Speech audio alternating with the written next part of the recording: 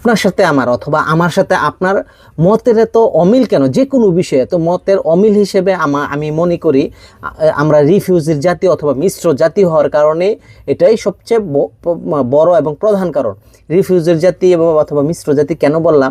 আজকে যারা 2025 সালে বাংলাদেশের যে রোহিঙ্গাগুলো অবস্থান করতেছে, বসবাস করতেছে, আজকে 2025 সালে ভূমিষ্ঠ একটা মেয়ে যখন 15 বছর অথবা 20 বছর পরে সে যুবতী হবে, প্রচণ্ড সুন্দরী একটা যুবতী যখন হয়ে যাবে, তখন দেখবেন ওই রোহিঙ্গা ক্যাম্পের কাছাকাছি যারা বাংলাদেশি বসবাসরত আছে, নেতাকর্মী আছে, মেম্বার, চেয়ারম্যান, কমিশনার অথবা কোনো রাজনৈতিক অথবা প্রভাবশালী কোনো নেতা চোখে যখন এই মেয়েটি পড়বে, আজকে ভূমিষ্ঠ 25 সালে ভূমিষ্ঠ মেয়েটি যখন 40 সালে অথবা 45 সালে প্রচণ্ড রূপবতী যুবতী হবে, প্রচণ্ড সুন্দরী হবে, তখন দেখা যাচ্ছে এই প্রভাবশালী নেতাকর্মী অথবা প্রভাবশালী কোনো ব্যক্তির চোখে যখন পড়বে, সে তাকে বিয়ে করতে চাইবে।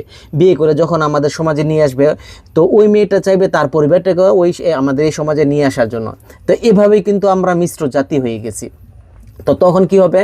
তো এই যে রোহিঙ্গা জাতিটা আমাদের সমাজে মিশে যাবে, মিশে গিয়ে আবার তার থেকে আর বিয়ে করার আরও 20-25 বছর পরে কিন্তু মানে তাদের যে মেন্টালিটি আমাদের সমাজের মেন্টালিটির সাথে মিলবে না, একটা সংঘর্ষ তৈরি হবে। এভাবেই আমরা মিশ্র জাতি হিসেবে বেড়ে উঠেছি, সেই কারণে আপনার সাথে আমার সাথে আপনার এত অমিল।